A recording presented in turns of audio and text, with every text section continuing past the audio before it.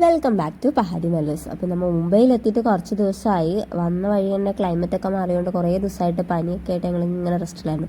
ഇതിപ്പോൾ ഞാനും ഏട്ടനും അളിയനും അപ്പവും കൂടി സിനിമയ്ക്ക് പോകുന്നതാണ് കാണുന്നത്. അക്കിയില്ല, അക്കയ്ക്ക് ഡ്യൂട്ടികളുണ്ട്, അക്ക വന്നില്ല. ഞങ്ങൾ 4 ആളും കൂടിയാണ് പോകുന്നത്. ആവേശം കാണാൻ വേണ്ടി പോവായി കാണുന്നത്. കുറച്ചായി സിനിമയ്ക്കൊക്കെ പോയിട്ടുള്ളൂ. അപ്പോൾ മുംബൈയിലെത്തിയപ്പോൾ അളിയനൊരു ദിവസം ഫ്രീ ആയിരുന്നു. എന്നാൽ പിന്നെ എല്ലാവർക്കും കൂടി സിനിമയ്ക്ക് പോകാമെന്ന് വിചാരിച്ചു. ഇതിപ്പോൾ അവിടെ എത്തി. എന്നിട്ട് ഞങ്ങളിതാ സിനിമയ്ക്ക് പോകുന്നതാണ്. അതോട്ട് കയറാം. ആവേശത്തോടെ ആവേശം കാണാൻ പോകുന്നു മുംബൈ. അക്കില്ല, അളിയനും ഞാനും ഏട്ടനും അപ്പു.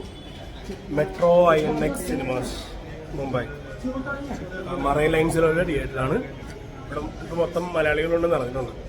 പടം കാണാൻ എന്തോരം ആൾക്കാരുണ്ടെന്ന് നോക്കാം.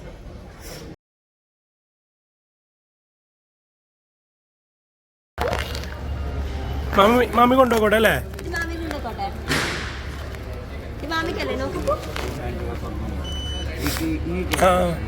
कोई नहीं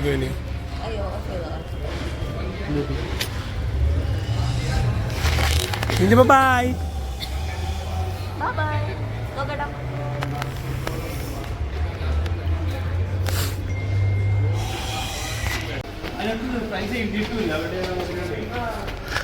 ഇനിയിപ്പോ നമ്മളെവിടെ പോവാ? സിനിമ ആവേശമുണ്ടോ? ആവേശം കാണാൻ 8 മാസങ്ങൾക്ക് ശേഷം സിനിമ കാണാൻ പോകുന്നു. 8 മാസങ്ങൾക്ക് ശേഷം തിയേറ്ററിൽ കേട്ടോ.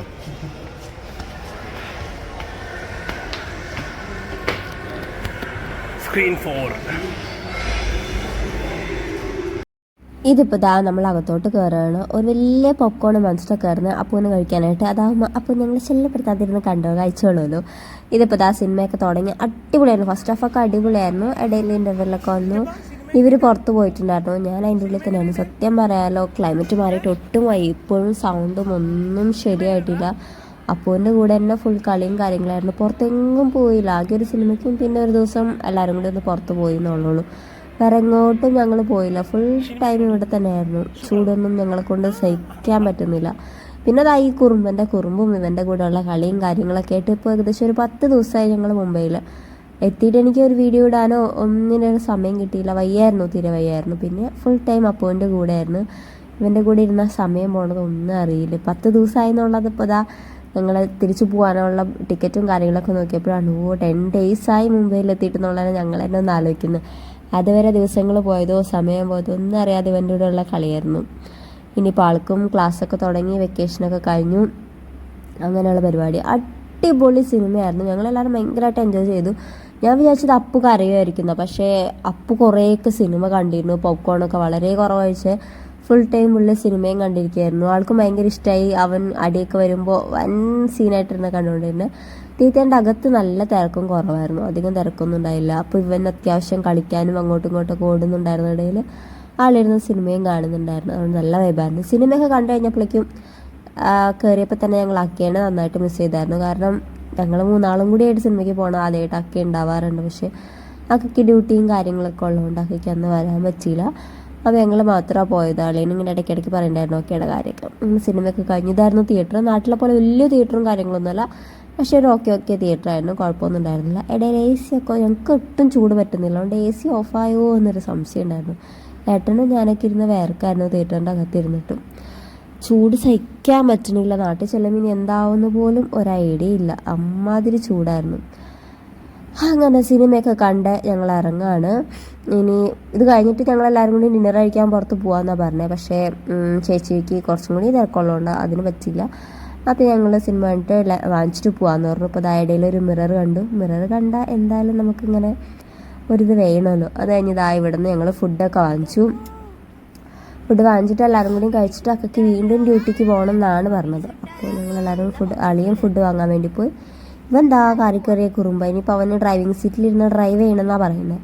പിന്നെ അതിൻ്റെ പരിപാടിയിലുള്ള ദേഷ്യവും കറച്ചിലൊക്കെ ആയിരുന്നു. പിന്നെ ഡ്രൈവിംഗ് സീറ്റിലിരുത്തി വണ്ടിയൊക്കെ ഓഫ് ചെയ്തിട്ട് പുള്ളി ഡ്രൈവ് ചെയ്ത് മാമനെയും എവിടേക്കോ കൊണ്ടുപോകാമെന്ന് അവൻ്റെ ഭാഷയിൽ അവൻ പറയുന്നുണ്ട്. എന്താ ഏതാണെന്ന് ഞങ്ങൾക്ക് അറിയില്ല. അങ്ങനെ ഫുഡൊക്കെ വാങ്ങിച്ചതാ നമ്മൾ ക്വാർട്ടേഴ്സിലെത്തി. ഇവിടെയാണ് ക്വാർട്ടേഴ്സ്. ഫസ്റ്റ് ഫ്ലോറിലാണ് ക്വാർട്ടേഴ്സ് വരുന്നത്. ഞങ്ങൾ വളരെ ടയേർഡാണ്, സത്യം പറയില്ല. ചൂടൊന്നും പറ്റുന്നില്ല. അയ്യോ, ഇത്ര വിൻ്റർ നമ്മളൊരു 8 മാസം പ്രോപ്പർ വിൻ്റർ എടുത്തുകൊണ്ട് തന്നെ നമുക്ക് ഒട്ടും ക്ലൈമറ്റ് ഒന്നും പറ്റുന്നില്ല. രണ്ടാൾക്കും പനിയും വയ്യാഴിയൊക്കെ ആയിരുന്നു. ഇപ്പോഴും ഓക്കെ ആയിട്ടില്ല. അപ്പോൾ അതാ നമ്മൾ ഫുഡൊക്കെ വാങ്ങിച്ച് മുകളിലോട്ടെത്തി. അക്കകത്തുണ്ട്.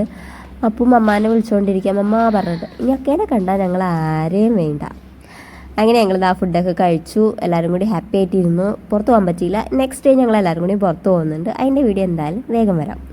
അപ്പോൾ ഇന്നത്തെ വീഡിയോ ഇത്രയേ ഉള്ളൂ. എല്ലാവർക്കും ഇഷ്ടമായെന്ന് വിചാരിക്കുന്നു. നെക്സ്റ്റ് വീഡിയോ ആയിട്ട് കാണുന്നവരെ എല്ലാവർക്കും ബൈ. വീഡിയോ ഫുള്ള് ഞങ്ങളുടെ അപ്പു തന്നെയായിരിക്കും. ഇനി വരുന്ന വീഡിയോയും അങ്ങനെ തന്നെയായിരിക്കും. അപ്പുവാണ് ഇവിടുത്തെ സ്റ്റാർ ഇപ്പോൾ.